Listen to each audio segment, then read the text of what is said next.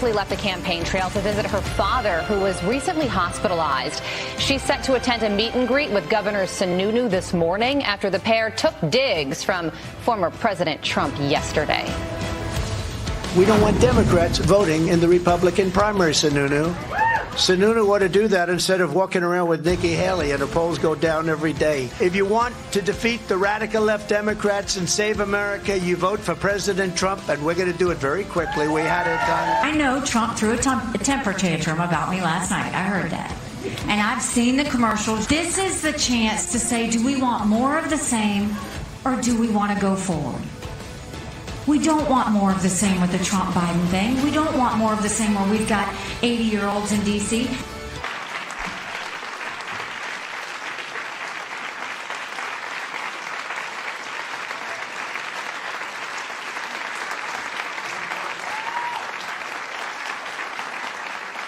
Oh, man, I am blown away at how good that meme is. How did you get the shadows right on the back of Nikki's head? It's unbelievable.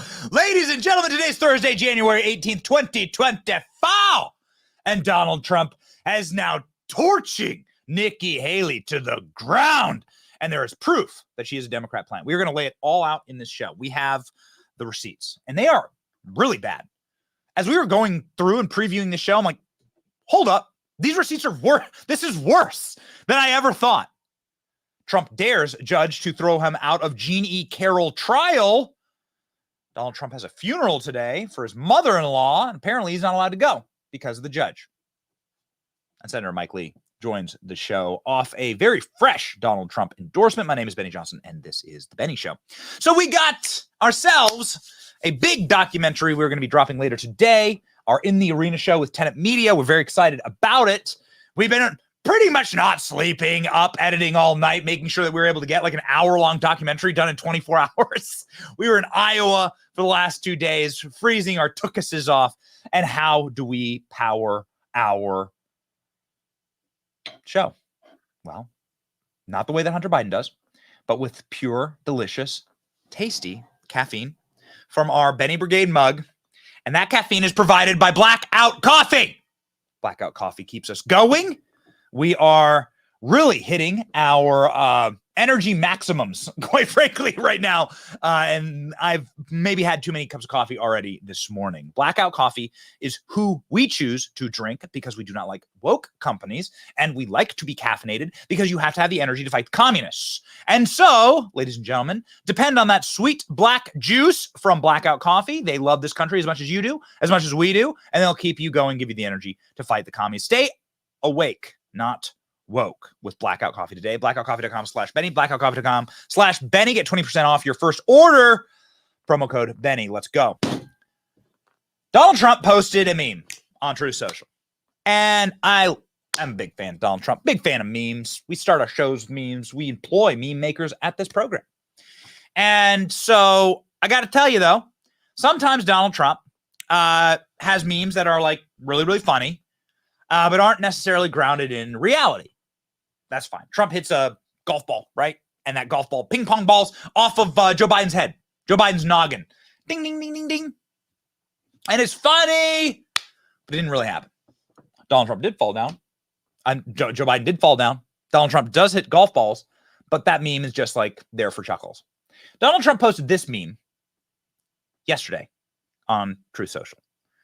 And I laughed and I thought, well, this is very interesting. And then I started to dig, and we started to look into the similarities between Hillary Clinton and Nikki Haley. And we at the show went into our laboratory and have come to the conclusion that actually this is potentially the most accurate meme that Donald Trump has ever posted. Nikki Haley is the personification of Hillary Clinton in many regards and on many fronts, everywhere from her voters to her donors, to her policy prescriptions, to her inspirations.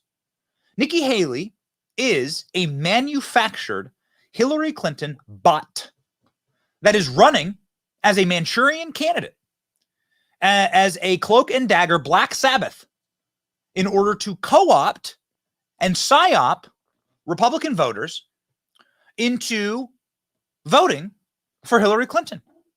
It is the grandest, most final revenge of the Hillary-toids who lost so bitterly on November the 5th of 2016. What is the greatest revenge ever? But then to have Hillary Clinton run again in personhood, in everything but in name, right? And to defeat Donald Trump in that way from inside the Republican Party. What a coup. What a coup d'etat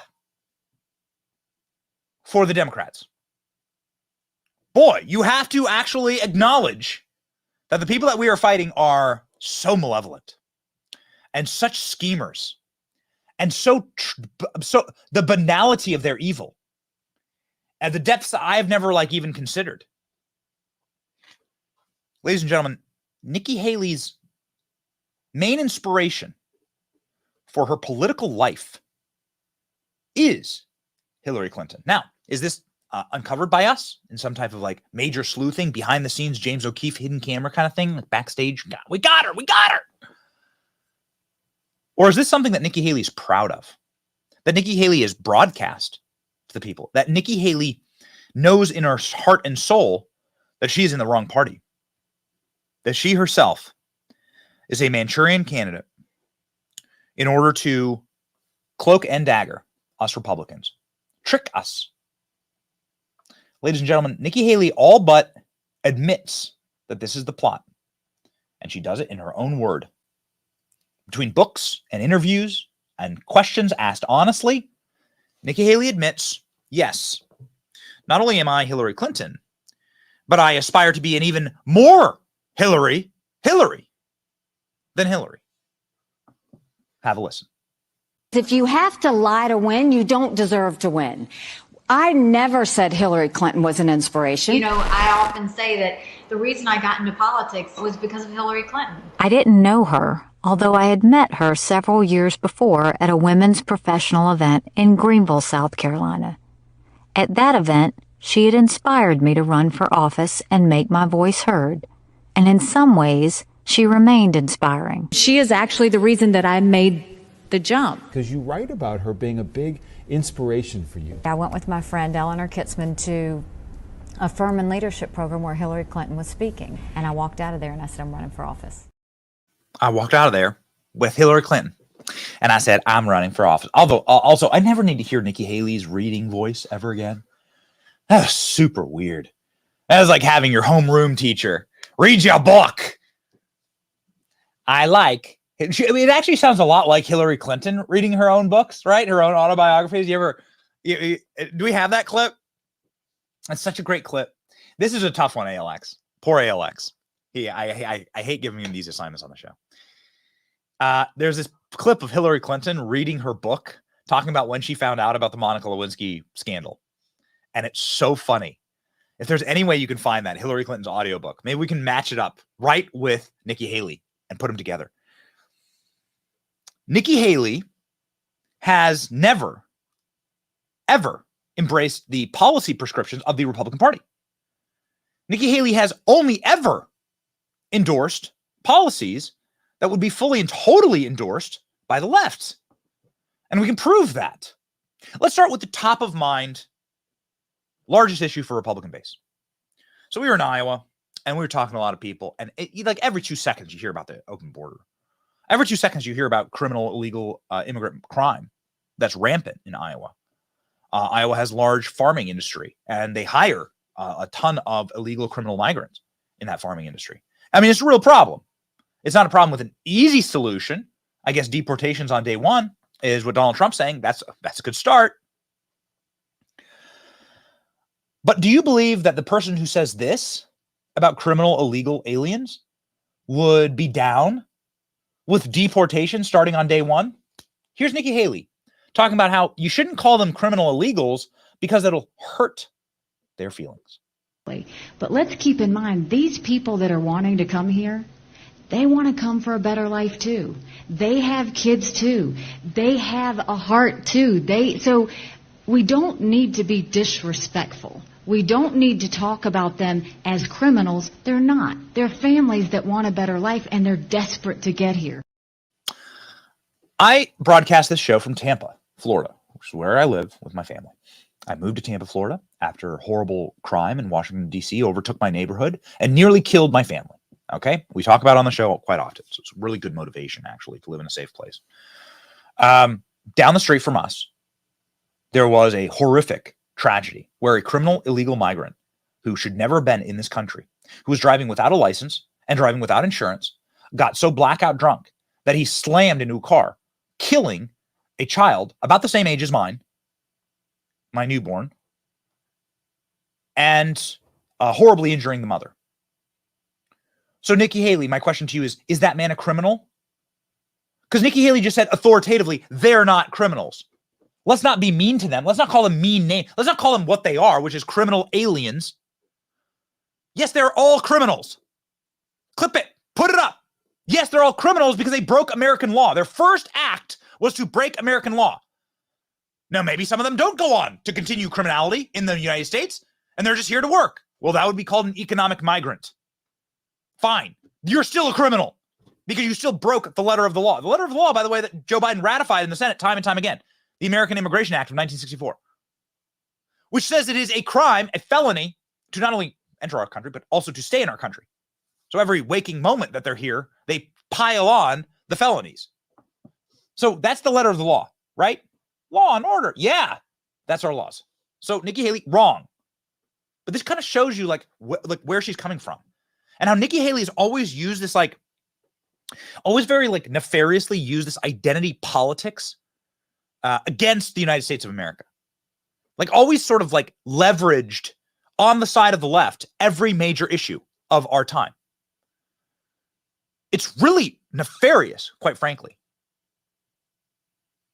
Nikki Haley took a moment during the Republican debates to say that if people attacked her personally, then they were attacking all women.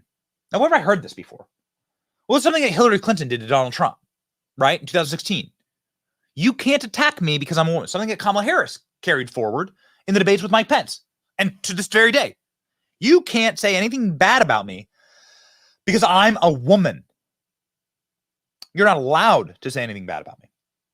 That's called intersectional, hierarchical, feminist identity politics.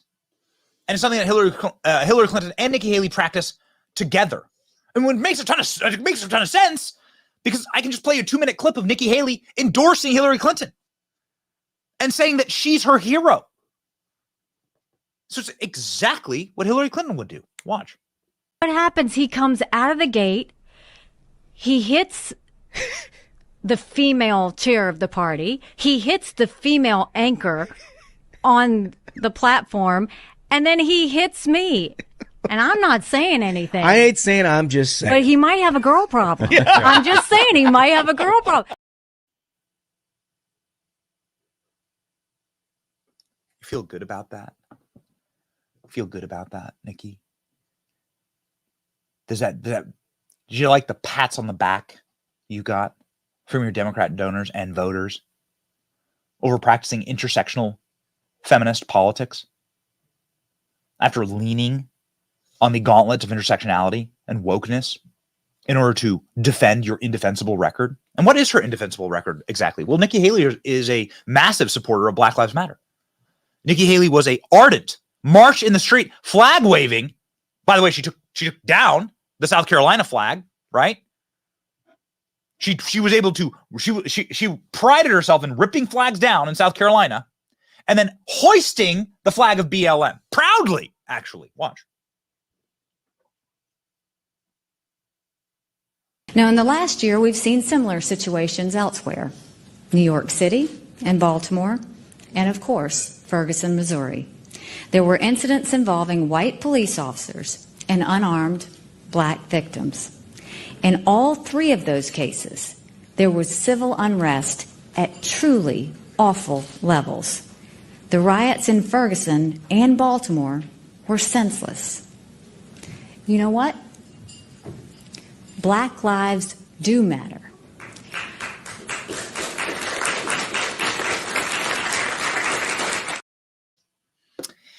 There's bad things that happen with white police officers. Like literally targeting black men, literally leaning in to the pejorative attacks the left has on our law enforcement, embracing it. So she's embracing Black Lives Matter. She's desecrating American history. She's embracing intersectional feminist identity politics. And now she's embracing straight up hoaxes, racial hoaxes, Jussie Smollett level racial hoaxes. She fell for them. Here's a tweet that's still inexplicably up about Bubba Wallace, the fraudulent little man-child NASCAR driver who decided to Smollett himself by claiming that someone had hung a noose in his garage when it was actually just a garage pole. Everybody knew it was a garage pole, but the dumbest and most low IQ, low wattage people in our political zeitgeist viewed this as an opportunity to attack Donald Trump. And Nikki Haley jumped right in to this hoax. Let's read the tweet. We should all stand with Bubba Wallace today against the cowards who secretly put a noose in his garage stall. Watch your back, cowards. Bubba has a bigger army than you do. I mean, this isn't just embracing the hoax, okay? This isn't just embracing the lies. This is then openly advocating against and saying that you will march with Jussie Smollett. This is saying that you're going to go and find, no matter what, hell or high water, hook or crook, you will find Jussie Smollett's attackers. And you can find that every morning when Jussie Smollett looks in the mirror of his prison cell in the Cook County Jail. Nikki Haley bought it, not just bought it hook, line, and sinker, then militarized on behalf of the hoax. Bubba has a bigger army than you. Watch your back, cowards. Oh, who's the cowards here exactly? Can we get some? Can we grab some reporting just to sort of show like what the FBI found with the garage pole? I just want to read this fraud for anybody that needs a little jog of the memory, because I know this was like 4 or 5 years ago that this happened. It was a garage pole. It was a rope that hung in every person's garage. Bubba Wallace decided, much like many people during the Trump administration, that he was going to become famous by creating a racial hoax and saying that there was a hate crime against him, and that would get him a lot of street cred, sponsorships, and so forth. And also make it so that you can't criticize him, and so that, NASCAR rigs a race so that he can win it, right? But what did the FBI find when they sent 50 agents down there? FBI says rope had been in Talladega garage since October. Bubba Wallace, not a victim of a hate crime. The report goes on to say that every garage actually had a noose in it, including nooses for all the white drivers. Oh boy. Oh boy. Too bad. Oh, can we get that? Is there like can you show me that cover image? Can you show me that cover? Can you show me that image that populates with the article? Is that in the article? The I can't breathe image. That's fine. Just a reminder of who Nikki Haley supports, ladies and gentlemen. Bubba Wallace. Nah, that's not the one. There, that's the one. Nikki Haley doesn't use her real name. Nikki Haley, it's her prerogative, right? But her birth name isn't Nikki. Here's Nikki Haley's campaign advisor right here. Here you go. This is the person that Nikki Haley says she will march for and that she will advocate for. She's got an army at his back. He's in charge of Nikki Haley. He's calling the shots. Watch out. Our army's bigger than yours, Nikki Haley says, in order to advocate for Mr. I Can't Breathe. Which is, oh, by the way, another hoax. Another racial hoax that Nikki Haley's falling for. Nikki Haley's the hoax. What's interesting is that Nikki Haley's actually the fraud here. Nikki Haley's the person who says that you need to register with the government in order to use the internet. I know, like, there's actually so many things that are so offensive about Nikki Haley's platforms, but this is the one that really gets me because I'm a man of the internet We broadcast for the internet. We're making a huge hedge.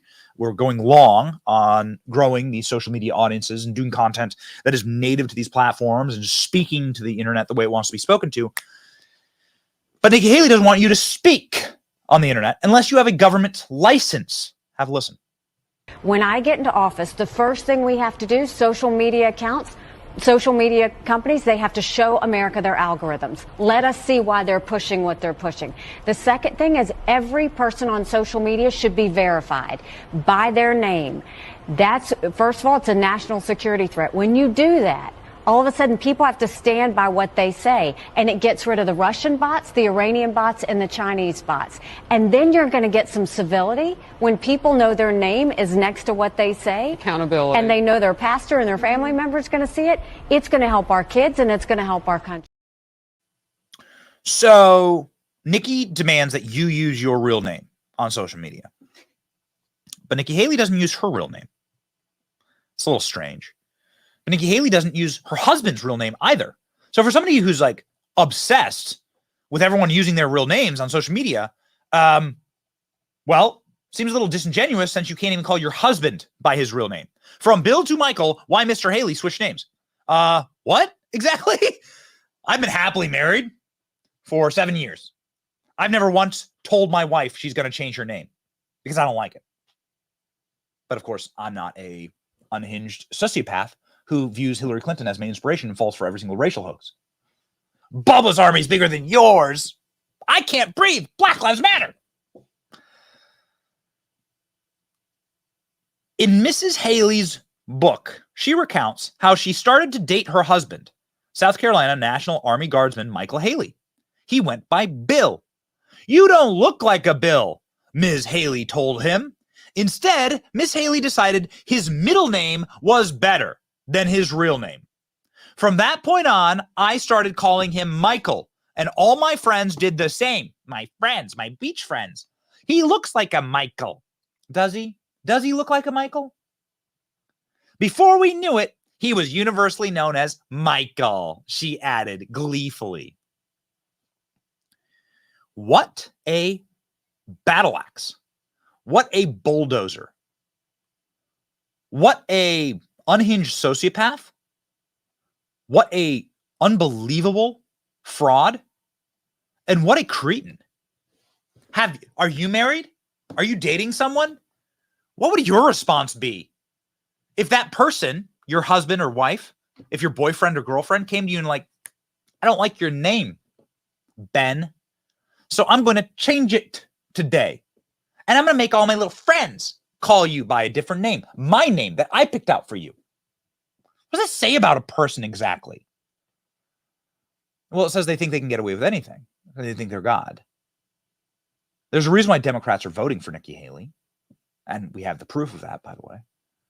The reason why Democrats are voting for Nikki Haley is because, well, Nikki Haley is a Democrat. And Nikki Haley not only is a Democrat in her policies, she's a Democrat in her policies because she's a Democrat in her donations. How it works in politics, unfortunately, is the people who donate to you, they get policies out of it, right? So when Nikki Haley is advocating for forever war, when Nikki Haley is indistinguishable from Hillary Clinton or Joe Biden in what she represents and what she wants to do to this country, when Nikki Haley cries about racial hoaxes and cries about you calling criminal illegal aliens criminals, the reason she's doing that is not because Nikki Haley actually believes anything. That would take moral backbone and some type of like intellectual honesty. She didn't have any of those things. Nikki Haley says and does those things because her donors are in fact Democrats. Not only that, her Democrat donors are the ones who are currently actively funding lawsuits against Donald Trump. Well, that seems like a pretty damn egregious and despicable conflict of interest, but let me introduce you to a man named Reid Hoffman. Nikki Haley, one of her biggest donors, is a man named Reid Hoffman. Who is Reid Hoffman? Top Democrat donor Reid Hoffman gives $250,000, $250,000 to Nikki Haley's super PAC. Mr. Hoffman is the co-founder of LinkedIn. He's funded an array of anti-Trump candidates. But what he's really funding, ladies and gentlemen, is the destruction of Donald Trump through Nikki Haley. And Nikki Haley's thrilled about it. She's thrilled about it. In fact, as this article goes on to note, Nikki Haley is almost exclusively funded by Democrat billionaires. These are big-time Biden backers who are funding also Trump's newest trial, or his ongoing trial that you're hearing in the news right now. Jean E. Carroll, backed by known Democrat Party activist, mega donor Reid Hoffman, who backs Haley. Well, isn't that a little convenient for Nikki? Luckily for us, we don't have to look really hard to find how Nikki Haley is almost exclusively supported by Democrats. They straight up admit it on national television. Here's one of Nikki Haley's big bundlers going on Fox News saying the thing I think this is his last Fox News hit on behalf of the Haley camp. He's like, we held a donation for Nikki Haley and only Democrats donated. Isn't that great? Go. She had raised in the quarter before that. So the money train is still flowing and going. Are you worried, though?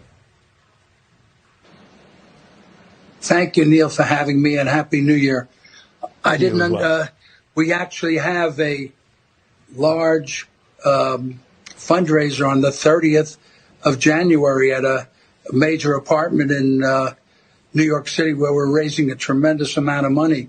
Believe it or not, a number of it coming from Democrats.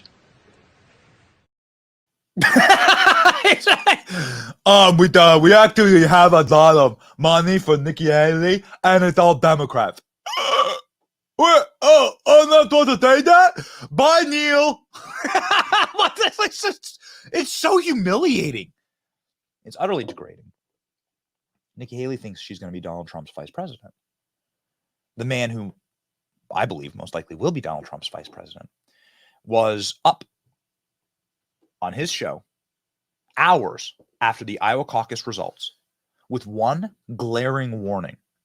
Tucker Carlson talking about how the game has been rigged in order to get Nikki Haley into that office. How Democrats have blown their chances with Biden, blown their chances with Kamala, and are now making their move. Backing Nikki Haley with an unlimited amount of money, with an unlimited amount of Democrat support, in order to ensure that they simply get their policies in the White House. They don't care about party. They don't care about patriotism. They certainly don't care about this country. This place is a shell it's an LLC. This is a shell company for them. This is a pass-through entity, America. It's not a land where like you were born and your kids have a right to because your ancestors fought and died here. No. So they have no allegiances. Nikki Haley is simply a vessel for their globalist worldview that often ends that will end in the destruction of this country. Tucker Carlson, take it away. Now, much of Haley's money comes not from Republicans or conservatives, but from committed Democratic partisans. Anti-civilization activist Reid Hoffman, for example, is a major Haley supporter. Reid Hoffman is the founder of LinkedIn. He's a friend of Jeffrey Epstein's. He was a visitor to Pedo Island, in fact.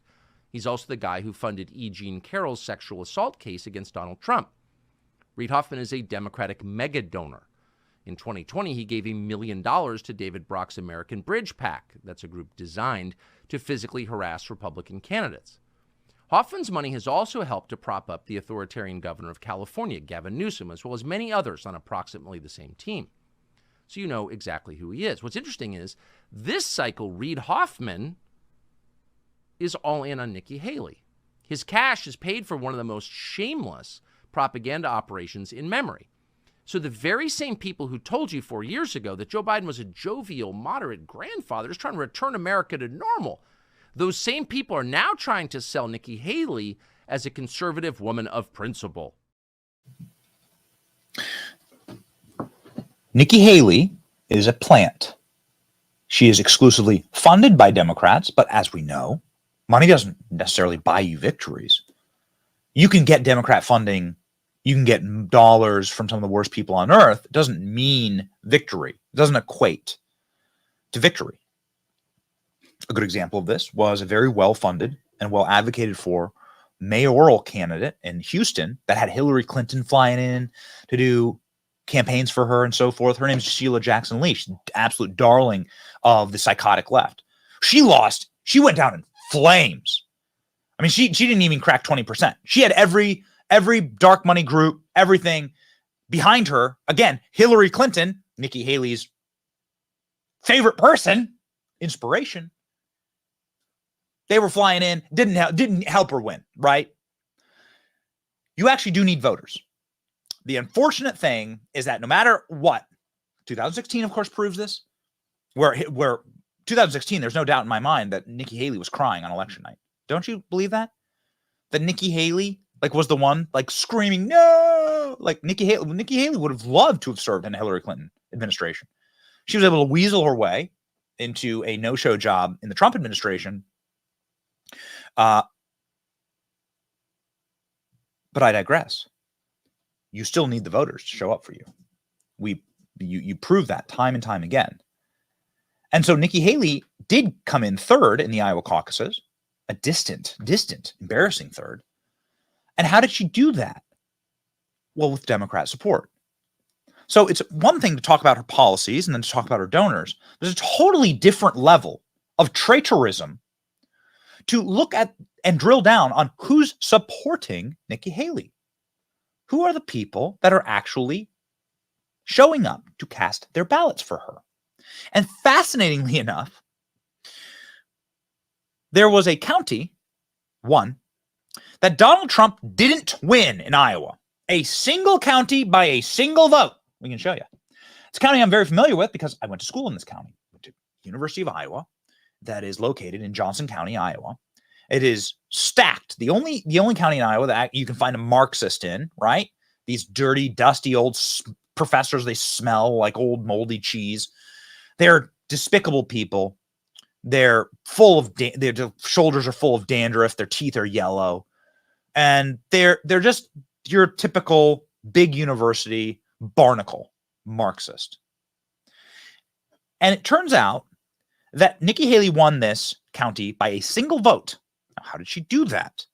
Nikki Haley won this county by a single vote because Democrats showed up to vote for her. In fact, so many Democrats showed up to vote for Nikki Haley that they broke the election process, as demonstrated by a report by CBS News. Watch.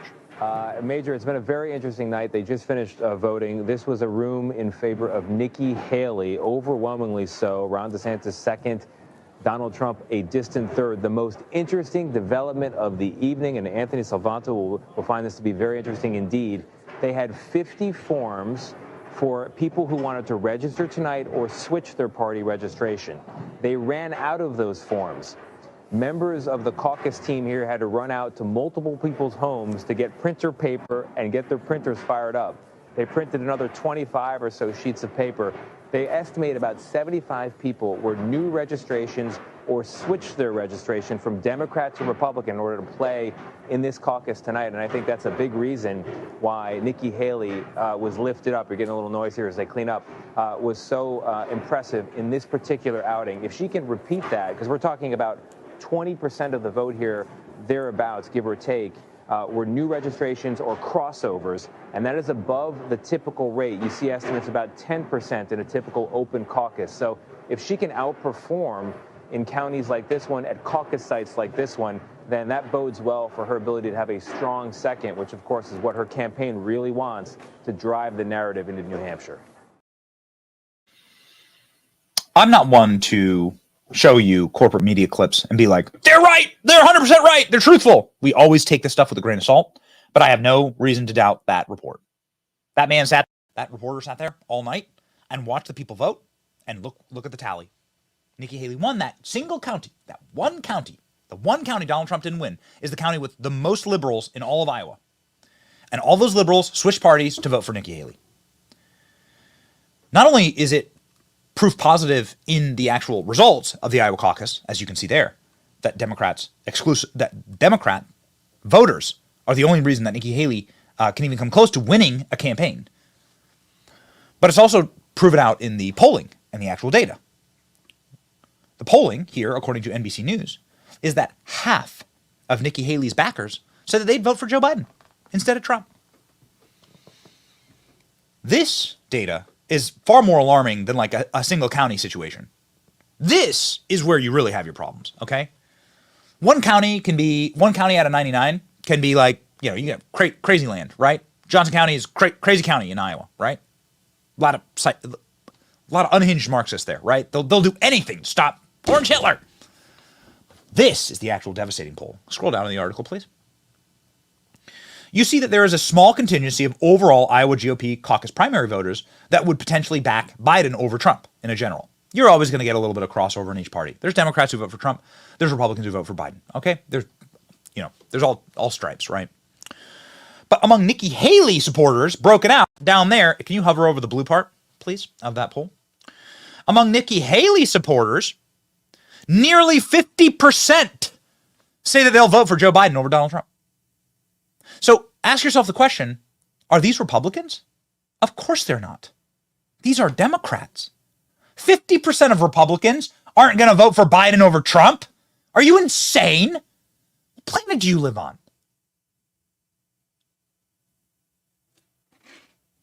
Donald Trump's been calling this out for quite a while. Ron DeSantis has been pretty savage to Nikki Haley on stage. No fan of the way that Ron DeSantis has run his presidential campaign. Think he should drop out.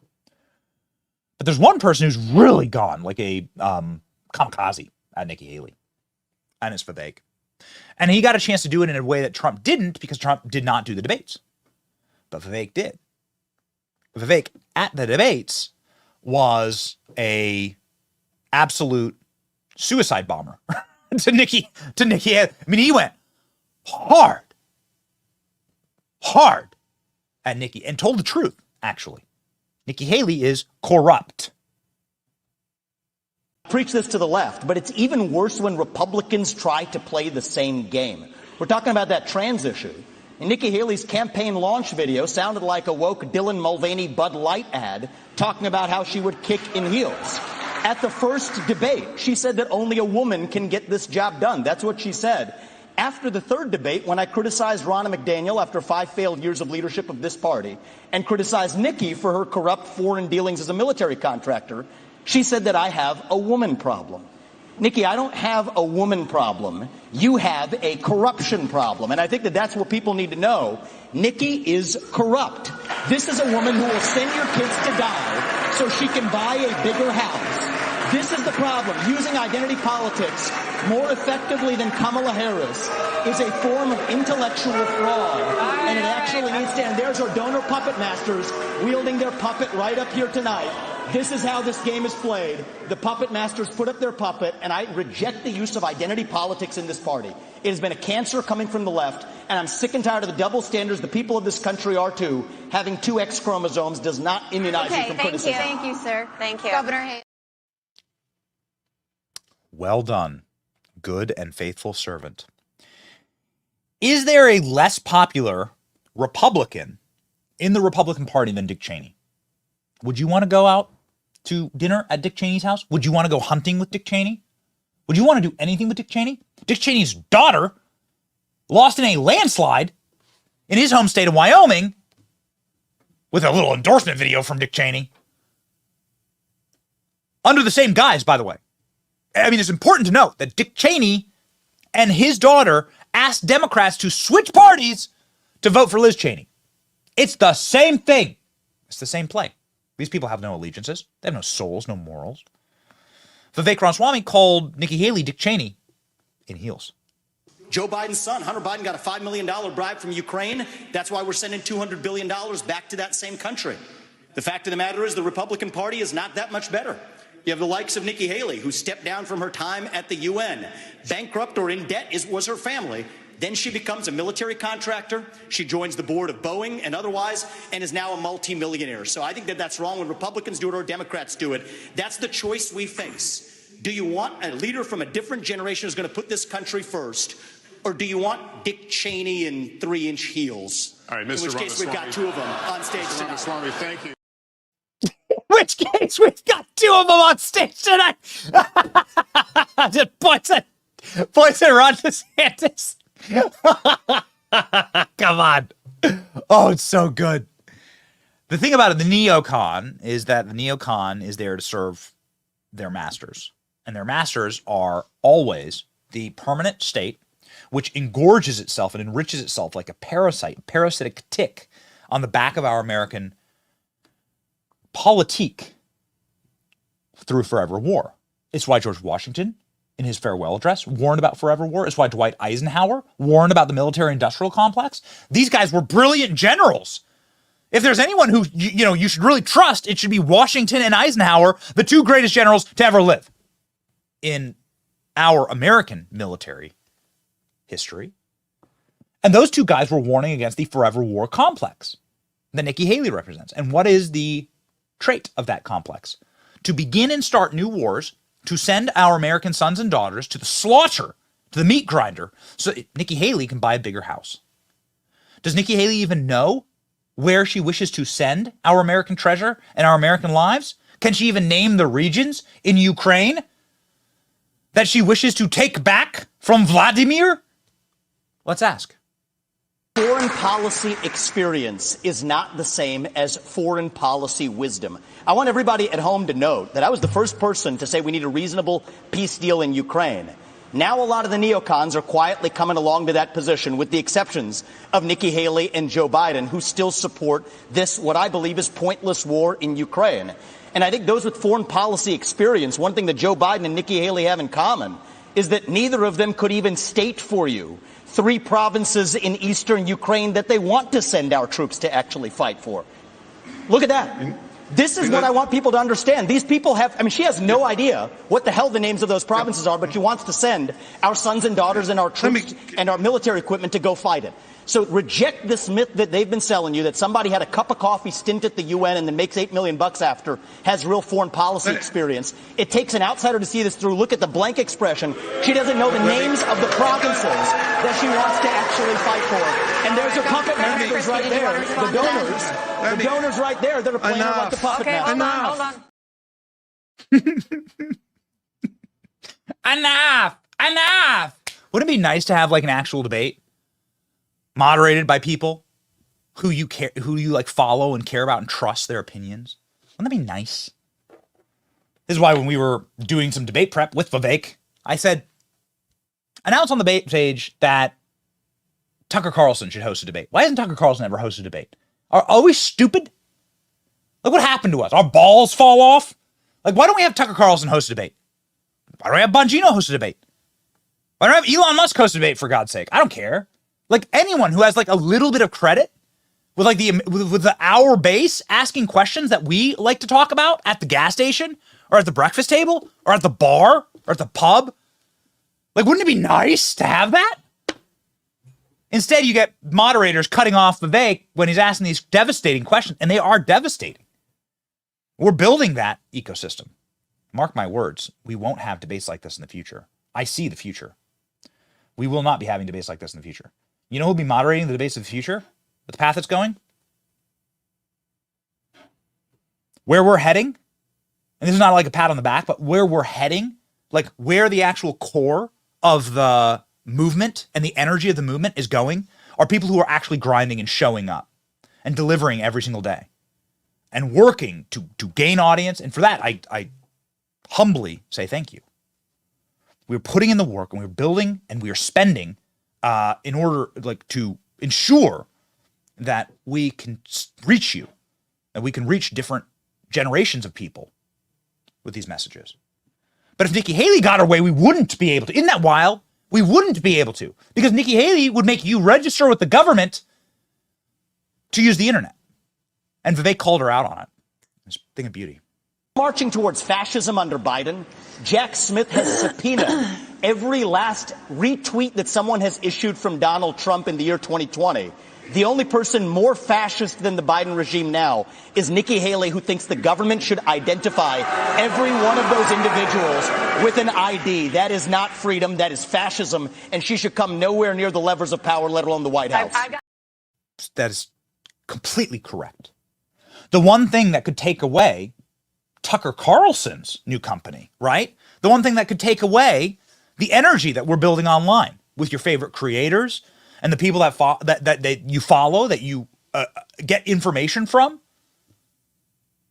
the people that you like bring you uplifting every single day, is Nikki Haley's policy that all of us must get a license from the government to use the internet. That is fascistic. That's what they have in China. Of course, Nikki Haley's donors would love for America to become their own version of China, where they controlled everything in a kleptocracy. A man standing against that is, of course, Donald Trump, who has now decided to go hard in on Nikki Haley in New Hampshire. Here's Donald Trump from last night. A vote for Nikki Haley this Tuesday is a vote for Joe Biden and a Democrat Congress this November, because that's what's going to happen. You can't do it. In Iowa, nearly 50% of Haley voters said they plan to vote for Biden in November. Now, that means that she's like a Democrat. That means she's a Democrat. And we just showed you that polling. It was the NBC News poll. It's right here. Donald Trump not making this up. Much like with the meme. Much like with the meme of Nikki Haley as Hillary Clinton face swap. Not making it up. This is real. This is real. There's a lot of memes that are just there for fun. There's a lot of memes that are there for the chuckle. This is legitimately real. Nikki Haley is Hillary Clinton. She is advised by Hillary Clinton's donors. She has Hillary Clinton's policies, and she looks up to Hillary. She falls for the same hoaxes, and she wishes to push the same authoritarianism on you.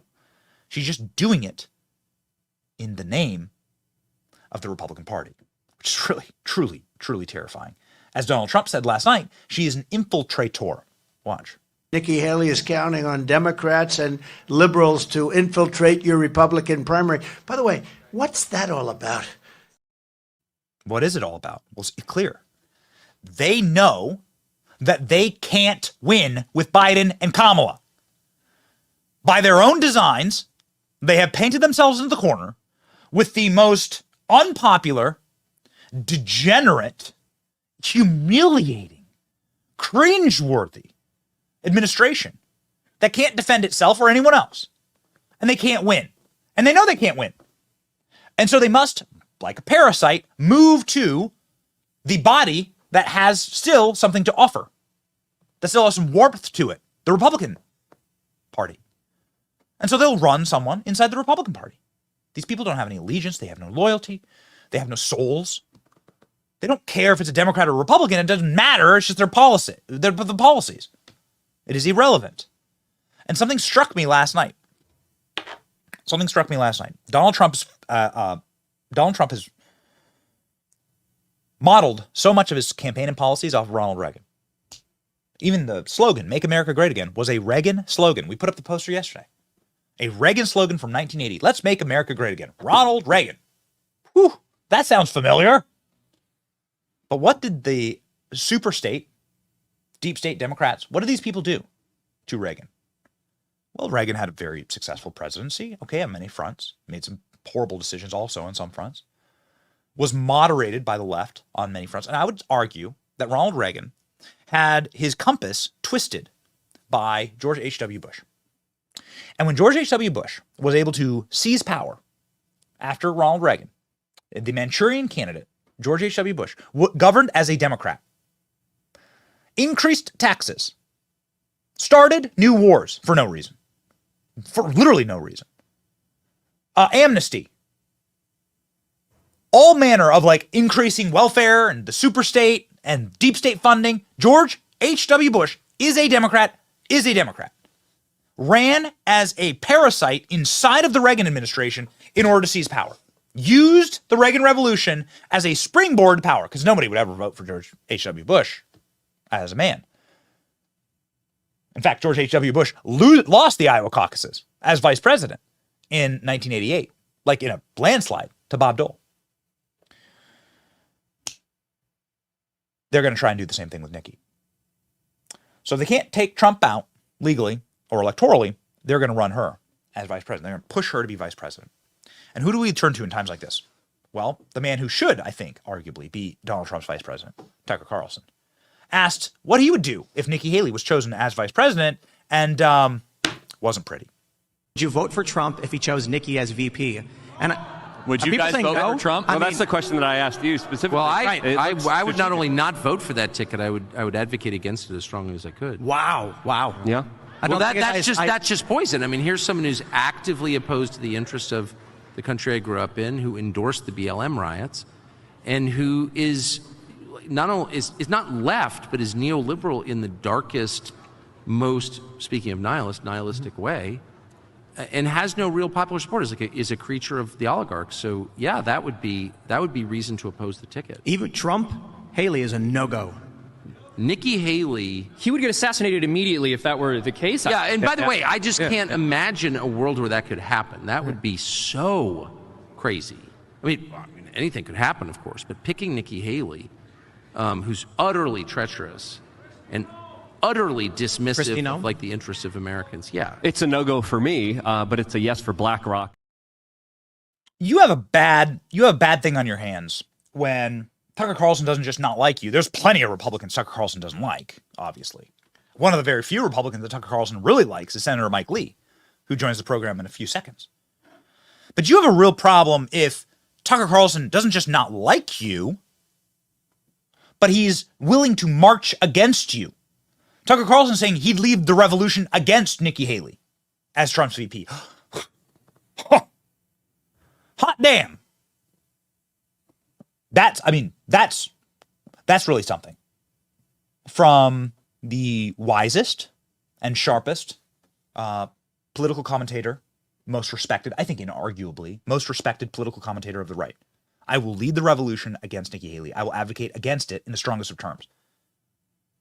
Tucker Carlson will then advocate against Trump's ticket if Nikki Haley's on it. Say no more. Somebody who said a lot on national TV, somebody who dropped a spicy Donald Trump endorsement in the hours before the Iowa caucus that took the political world by storm, the great Senator Mike Lee of Utah joins the program now.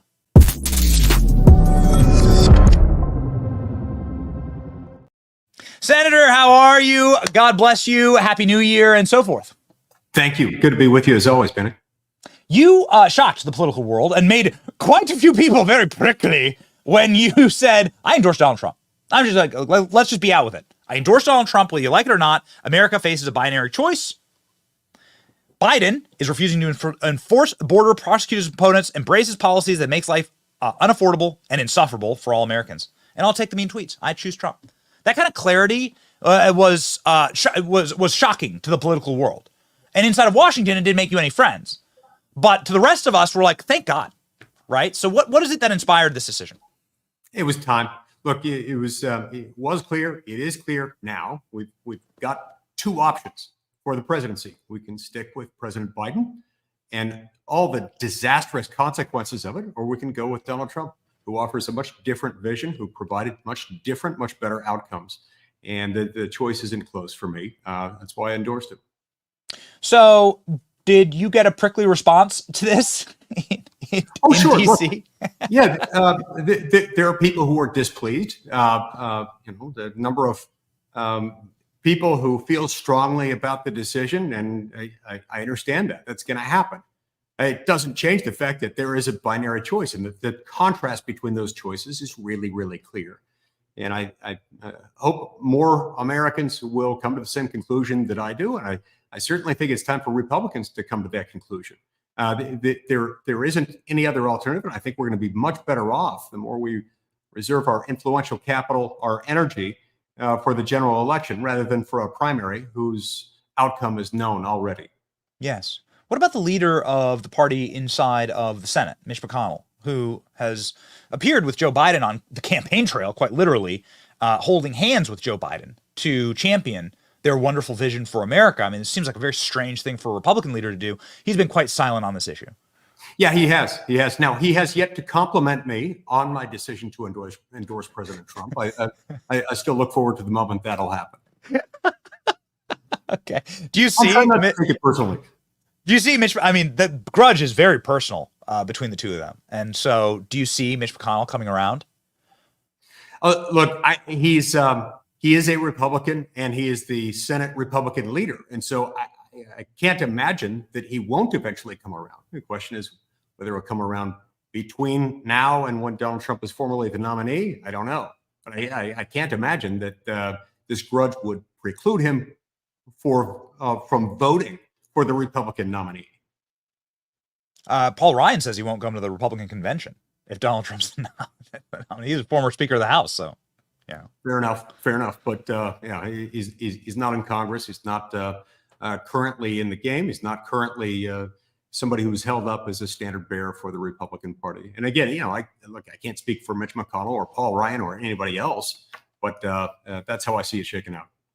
So here, this is the photo on screen of the two of them campaigning together. It's great. This is what Republicans want. This is what Republicans want to see right now.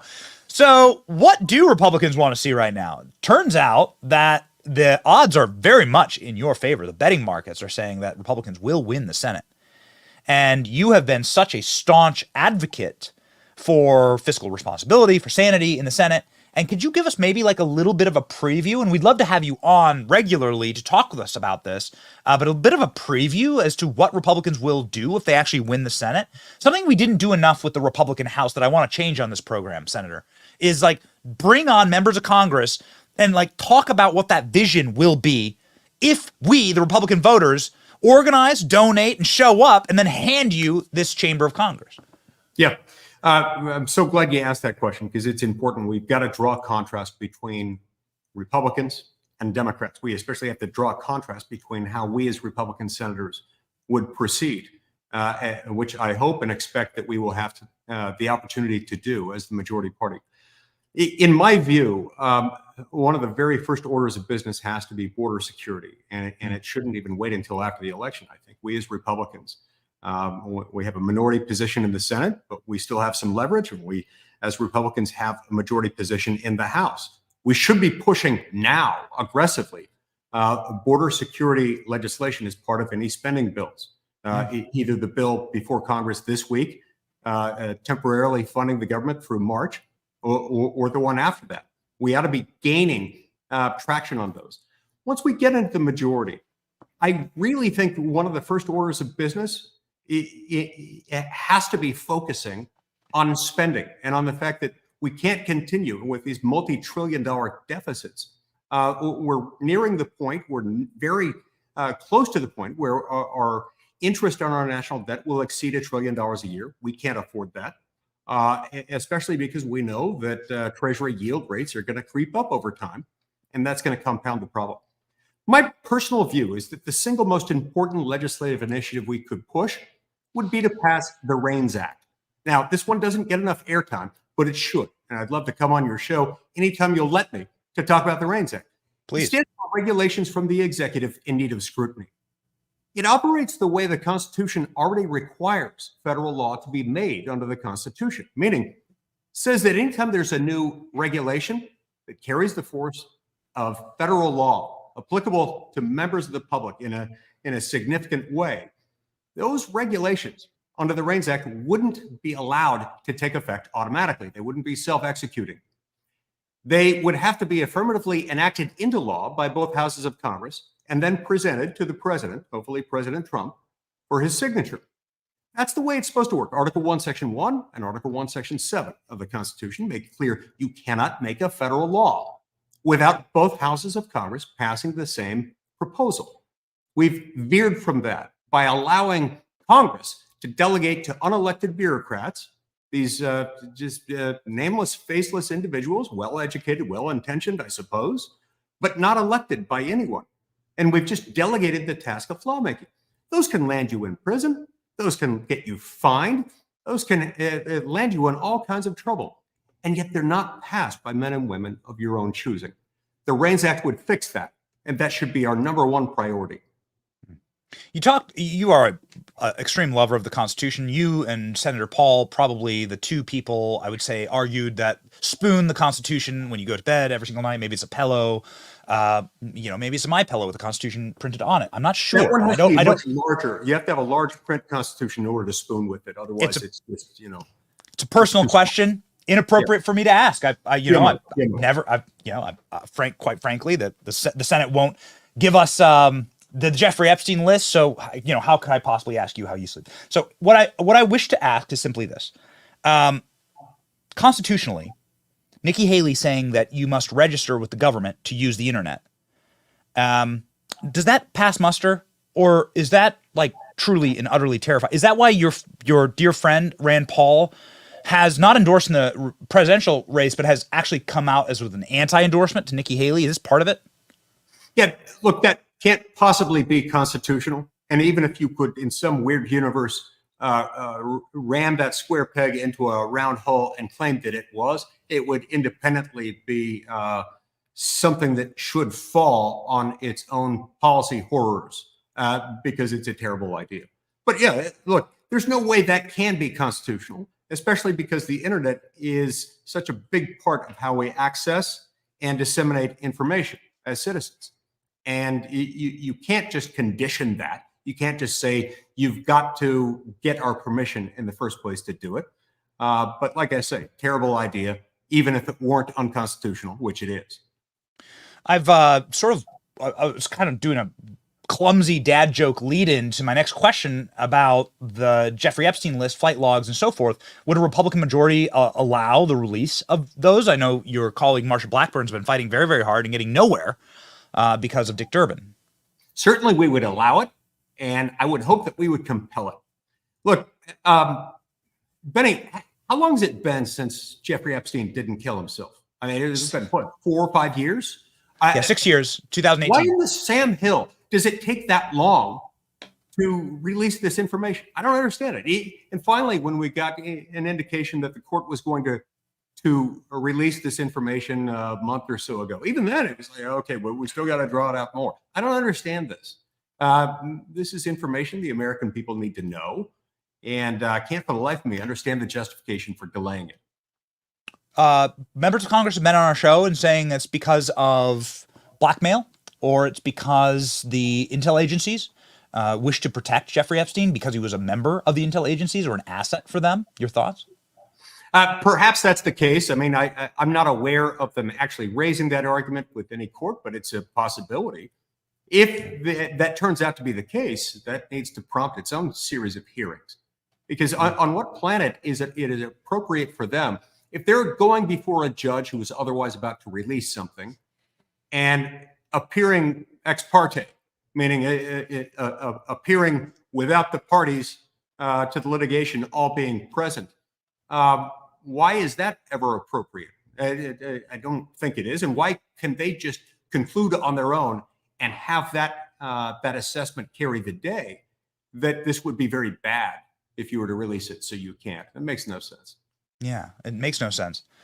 There's something else that makes no sense inside of the Senate, and I hope you don't mind me asking one final question here about one of your colleagues. I certainly don't mean this to be rude or anything about Senator Fetterman and his mental health struggles, but he seems to be the only person that entered the Senate as a extreme leftist and then went and got mental health counseling, righted his brain, and now he's on the right on virtually every single issue.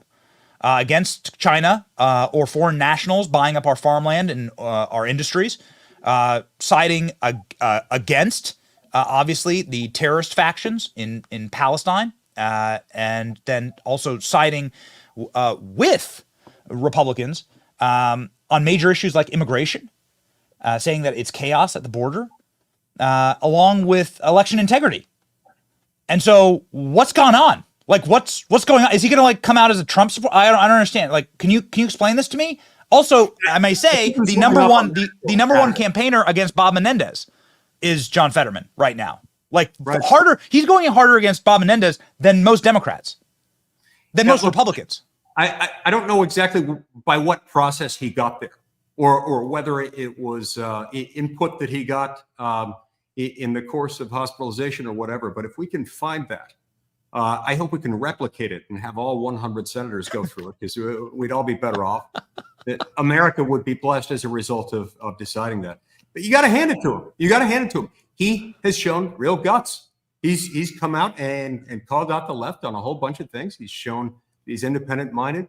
One of my favorite things that I've seen from him personally in recent weeks, there was a Christmas party over at the White House. It was black tie. I hate wearing black tie. I just went in a suit. But he showed up in a hoodie with a tuxedo pattern silk screened on top of it. Serious props. I love that stuff. Final thoughts on Mitt Romney leaving the Senate. It's going to be a better place? Well, look, there's a primary going on in Utah. We've got a bunch of candidates running, and it's important, anytime you've got a state like Utah, the voters are pretty conservative. I mean, look at me, after all. I would hope that they will choose a candidate who will be someone who will stand firmly behind the Constitution, stand firmly behind the idea that the federal government's too big and too expensive, is just doing too many things it's never intended to do. We've got some candidates who are making headway, and I look forward to seeing how that one turns out, and hope to shout we can get another freedom fighter in here, somebody who will stand with me and so many others who are seeing that we've got serious problems in our country, specifically because of the federal government, and who will work and fight daily to roll those things back. Senator Lee, Godspeed. We just love having you on the program. The clarity, it like gives us a little bit of faith, maybe in our electoral process, that somebody with such clarity and such moral backbone can actually attain high office in this country and keep it. And we certainly hope you do. God bless you. Thanks so much, Benny. Good to be with you. Let's do it again soon. All right. Thank you, Senator.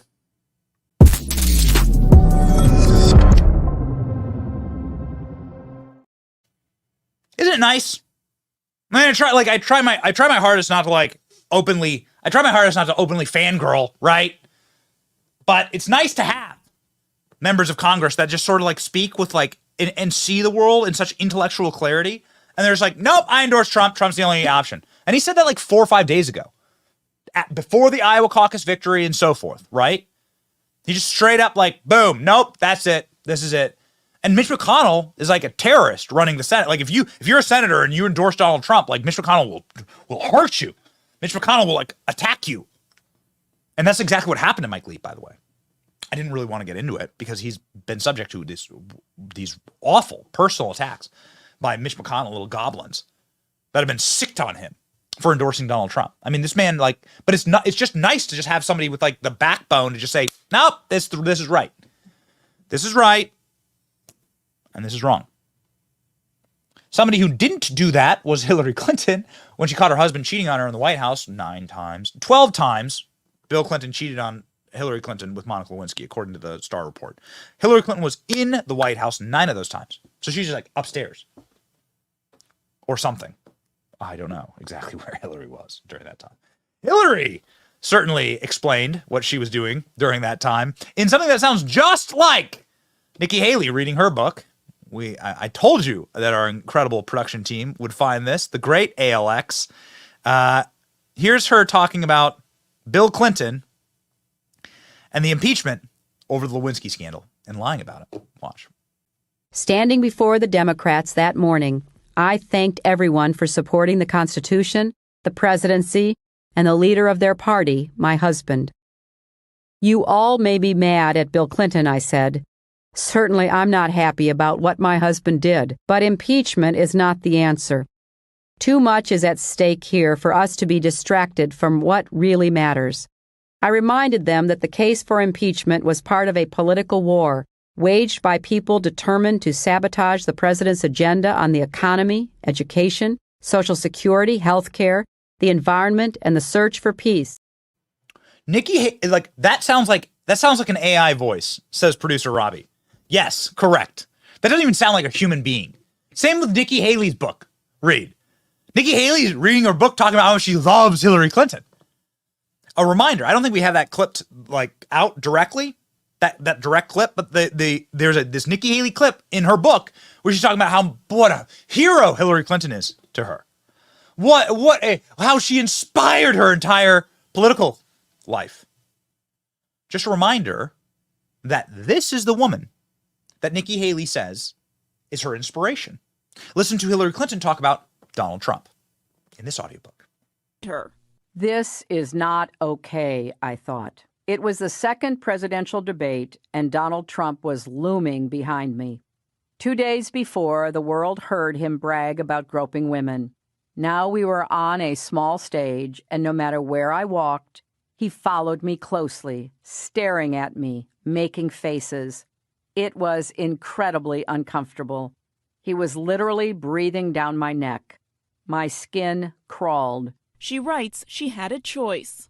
Do you stay calm, keep smiling, and carry on as if he weren't repeatedly invading your space? Or do you turn, look him in the eye, and say loudly and clearly, "Back up, you creep. Get away from me.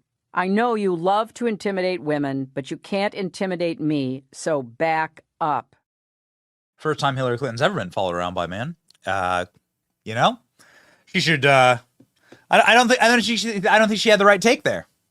Right. So wait, is Hillary Clinton? So Hillary Clinton just like trying to say that Donald Trump was like breathing on her? That Donald Trump's into her? I think this is the same debate where all of the Bill Clinton rape victims were in the front row. I'm pretty sure this is the same debate. Hillary Clinton didn't mention that in her book. In front of me was all of the women who have credibly accused my husband of rape. No, that's somehow missing. But the fact that Donald Trump looked at her was tantamount to her needing to snap and go, "Back up, creep. I know you're into me. I'm not into you." Okay, Hillary, I don't think that's what was going on there. I don't think Donald Trump's I don't think he likes you like that. Also, when she says her skin crawled, that's definitely the fact that she has the lizard scales underneath the human rubbery skin suit. Okay, that will tend to happen. You gotta use different balm. Okay, palm balm. Do that. All right, it's gonna chafe. You got to make sure when you're wearing your human skin suit that you do it correctly. Otherwise, it's gonna be itchy. So when your skin's crawling, that's what's going on. Hillary. Somebody else who's very reptilian, and I'm just gonna play it back to back. Here's the Nikki Haley clip from her book. Like, tell me, does this sound like? Do you see the similarities here? Watch. I didn't know her, although I had met her several years before at a women's professional event in Greenville, South Carolina. At that event, she had inspired me to run for office and make my voice heard, and in some ways, she remained inspiring. In some ways, she remained inspiring. I went up to her and I breathed on her neck. Then I felt her skin crawl. What I mean by that is I felt the reptile scales moving under her skin. Yay, Hillary, I'm with her. The Nikki Haley story. Don't vote for Nikki Haley. Sorry, try not to yell on this program. Just don't vote for Nikki Haley, please. We only have a couple more days. The primaries are going to be on Monday, Monday, ALX, our thoughts, New Hampshire, Tuesday. And so, of course, we'll be live for that. We don't intend on traveling to New Hampshire. We think there's going to be a wash, right? But we'll see. We'll see. Anything can happen. But, ladies and gentlemen, we do want to declare and use as much power as we have to say, don't. Nikki Haley's a Democrat plant. She's a plant. The end. Nikki Haley, Democrat plant. That's what she is. Somebody planted something really awesome that is inspiring, actually, unlike Nikki Haley and Hillary Clinton. In Times Square, there's a diaper company with whom I actually use. I know the owners, and we do work with them. It's awesome. It's called Every Life. Every Life is a diaper company that is a pro-life diaper company. And that's a little strange. You'd think that every diaper company would be pro-life. How would you ever get customers if you off them all? But lo and behold, Pampers and so forth, all these other diaper companies, they actually support Planned Parenthood and so forth. And they support like the destruction of the family, the destruction of their own market, their own economy, which is crazy because it's like that's actually in line with the psychotic, suicidal tendencies of wokeness. Bud Light destroys their own clients, right? Target destroys their own customers. Disney destroys their audience. Wokeness is a mind virus that captures and kills its host. And so the diaper companies are no different. If you're a parent, you understand how many diapers you go through. And Every Life is a company that produced an ad yesterday that actually is what every diaper company should be promoting, which is family, fatherhood, motherhood, parents showing up for their children. And they played it in Times Square, which is so awesome. And when we say we're winning, when we say the energy's on our side and 2024 is going to be our year, the FAFO year, man, this is what it looks like. This is what it looks like to punch back and to do so in the form of a fluffy diaper. Watch. So should we have policies that penalize people for having extra kids in the developed world? This is all about increasing their power, imposing their vision, and their vision is population control. I also had my first abortion at the Seattle Planned Parenthood. Population control. There's too many people on the planet.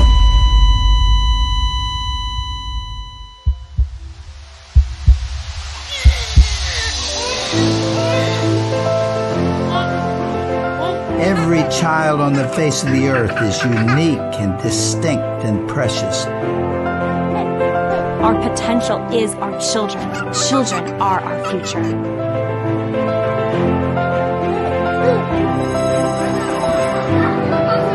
Before the cities and governments, there were families, and the family is the most important institution in the world.